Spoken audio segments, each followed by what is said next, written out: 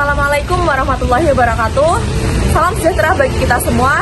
Di sini kami akan mempresentasikan materi pertama pengantar hukum Indonesia dengan dosen pengampu Bapak Muhammad Imam Gustomi, SHMH. Sebelumnya perkenalkan, nama saya Nihil Alia Salsabila dengan NIM 2508010145. Kami dari kelompok 1 dengan materi mengenai bentuk, tujuan, dan sumber hukum. Sebelumnya, perkenalkan, nama saya Cinta Klaudiahasa dengan NIM 2508010146 dengan absensi nomor 2. Kami dari Rombel 17 dengan mata kuliah pengantar hukum Indonesia dengan jadwal hari Kamis jam 10. Sebelumnya, perkenalkan, nama saya Raihan Anindya Saputra dengan NIM 2508010147.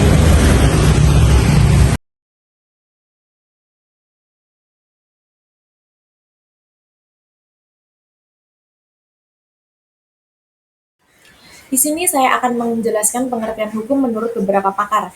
Yang pertama, Aristoteles.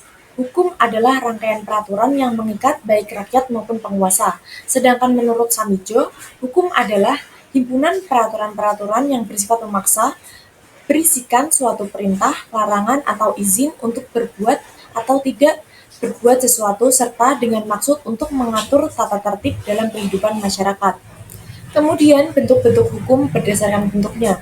Yang pertama, hukum tertulis. Hukum tertulis ialah hukum yang dicantumkan atau ditulis dalam perundang-undangan, sifatnya kaku, tegas, lebih menjamin kepastian hukum, sanksi pasti karena jelas tertulis. Contohnya, Undang-Undang Dasar, Undang-Undang Perda. Yang kedua, hukum tidak tertulis. Hukum tidak tertulis yaitu hukum yang tidak dituangkan atau dicantumkan dalam peraturan perundang-undangan. Hukum tidak tertulis merupakan hukum yang hidup atau berjalan dan tumbuh dalam kehidupan masyarakat atau adat atau dalam praktik ketatanegaraan atau konversi. Perbedaan antara hukum tertulis dengan hukum tidak tertulis. Hukum tertulis aturannya pasti atau tertulis, mengikat semua orang, memiliki alat penegak aturan, dibuat oleh penguasa, bersifat memaksa, sanksinya berat. Sedangkan hukum tidak tertulis, kadang aturannya tidak tertulis dan tidak pasti, ada atau tidaknya alat penegak hukum yang tidak pasti, dibuat oleh masyarakat, bersifat tidak terlalu memaksa, sanksinya ringan. Bentuk-bentuk hukum berdasarkan wujudnya. Yang pertama, hukum objektif, yaitu hukum yang berlaku secara umum di suatu negara, mengatur hubungan hukum antara dua orang atau lebih tanpa memandang golongan tertentu. Yang kedua, hukum subjektif, yaitu hukum yang timbul dari hukum objektif dan berlaku terhadap seorang tertentu atau lebih. Hukum subjektif disebut hak. Bentuk-bentuk hukum berdasarkan waktu yang diaturnya. Yang pertama, hukum yang berlaku saat ini atau aius constitutum, disebut juga hukum positif yang sedang berlaku saat ini dalam kurun waktu dan suatu tempat tertentu. Yang kedua, hukum yang berlaku pada waktu yang akan datang atau aius constituendum, yang merupakan hukum yang dicita-citakan. Yang ketiga, hukum asasi atau hukum alam, hukum universal, hukum asasi atau yang juga disebut sebagai hukum alam atau aius natural adalah jenis hukum yang berlaku kapan saja dan di mana saja dari dulu sampai sekarang. Hukum ini berlaku untuk selama-lamanya terhadap siapapun juga di seluruh tempat. Bentuk-bentuk hukum berdasarkan ruang dan wilayah berlakunya. Yang pertama, hukum lokal, yaitu hukum yang hanya berlaku di daerah tertentu saja, seperti hukum adat Manggarai Flores, hukum adat Endelio Flores, Batak, Jawa, Minangkabau, dan sebagainya. Yang kedua, hukum nasional, yaitu hukum yang berlaku di negara tertentu, contohnya hukum Indonesia, Malaysia, Mesir, dan sebagainya. Yang ketiga, hukum internasional, yaitu hukum yang mengatur hubungan antara dua negara atau lebih, contohnya hukum perang, hukum perdata internasional. Bentuk-bentuk hukum berdasarkan isi atau kepentingan yang diatur. Yang pertama, hukum publik atau disebut juga hukum negara, yaitu jenis hukum yang mengatur hubungan antara negara dengan individu atau warga negaranya. Hukum publik umumnya menyangkut tentang kepentingan umum atau publik dalam ruang lingkup masyarakat. Contohnya hukum pidana, hukum tata negara, hukum administrasi negara, dan hukum internasional. Yang kedua, hukum private atau disebut juga hukum sipil, yaitu jenis hukum yang berguna untuk mengatur hubungan antara individu satu dengan individu lainnya, termasuk negara sebagai pribadi. Jenis hukum privat memfokus pada kepentingan perseorangan. Contohnya, hukum perdata dan hukum ekonomi bisnis. Hukum menurut Dwi Atmoko adalah aturan yang disepakati untuk dilaksanakan. Umi Supraptiningsih menyebut tujuan hukum menciptakan keseimbangan, keadilan, dan ketentraman. Van Apeldoorn menekankan hukum mengatur hidup damai, sedangkan Subekti menegaskan hukum bertujuan mewujudkan kemakmuran dan kebahagiaan rakyat. Menurut Gustav Radbert, tujuan hukum mencakup 3 hal, keadilan, yaitu kesetaraan hak di depan hukum, kepastian hukum, yakni kejelasan aturan untuk menciptakan ketertiban, dan kemanfaatan, yaitu hukum harus memberi manfaat bagi masyarakat. Teori etis menyatakan bahwa tujuan hukum adalah mencapai keadilan. Menurut Aristoteles, keadilan dibagi 2, yaitu yang pertama keadilan distributif, yaitu keadilan berdasarkan jasa atau kontribusi seseorang. Yang kedua, keadilan komutatif, yaitu keadilan yang sama bagi semua orang tanpa melihat jasa atau status. Intinya, hukum harus ditegakkan demi keadilan bagi seluruh masyarakat. Teori etis menilai tujuan hukum adalah mewujudkan keadilan. Namun, teori ini juga menuai kritik. Menurut Sudikno Mertokusumo, hukum sejatinya adalah alat perlindungan masyarakat, bukan semata-mata keadilan. Jadi, jika hukum hanya berfokus pada keadilan, teori etis dianggap kurang seimbang atau berat sebelah. Teori utilitas dari Jeremy Bentham menyatakan bahwa tujuan hukum adalah memberi kemanfaatan sebesar-besarnya bagi kebahagiaan orang banyak. Prinsipnya, hukum harus membawa keuntungan dan kebahagiaan, serta menolak penderitaan dan kejahatan.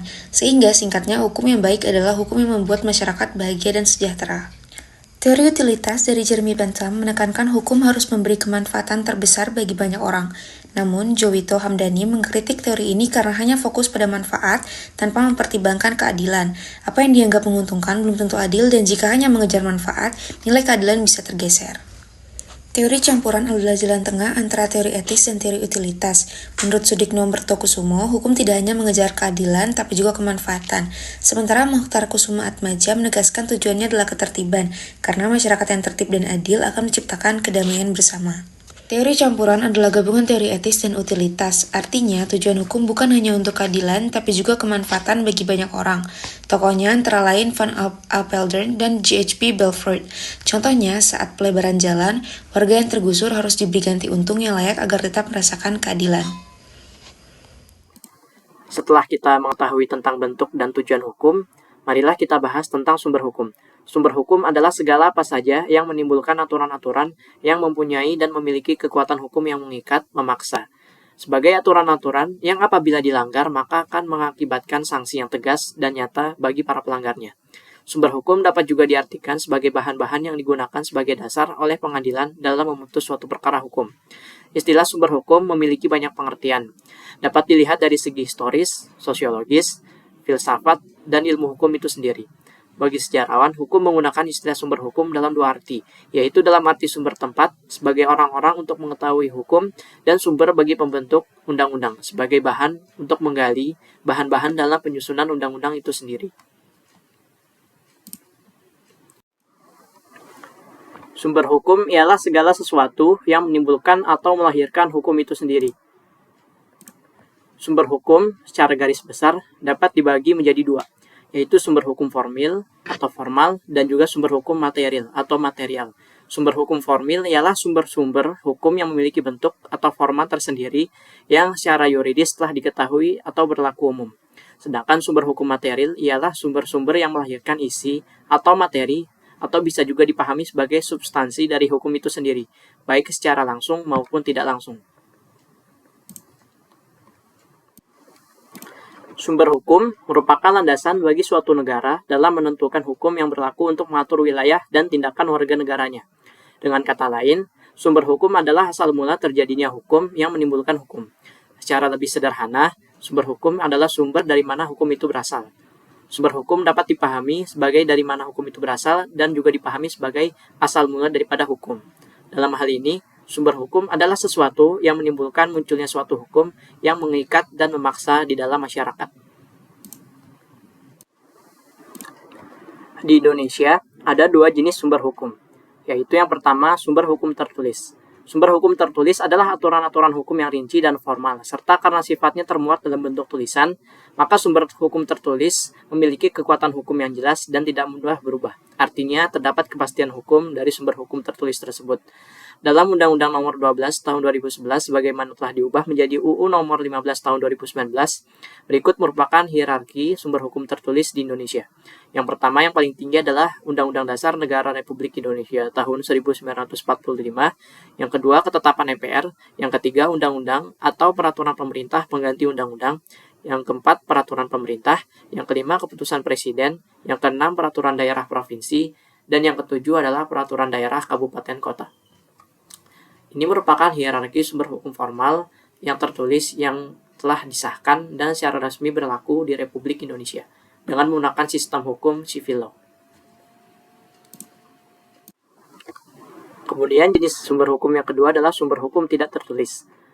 Adalah sumber hukum yang lebih mengacu pada aturan-aturan hukum yang berupa tradisi, kebiasaan, atau nilai-nilai yang diterima oleh masyarakat.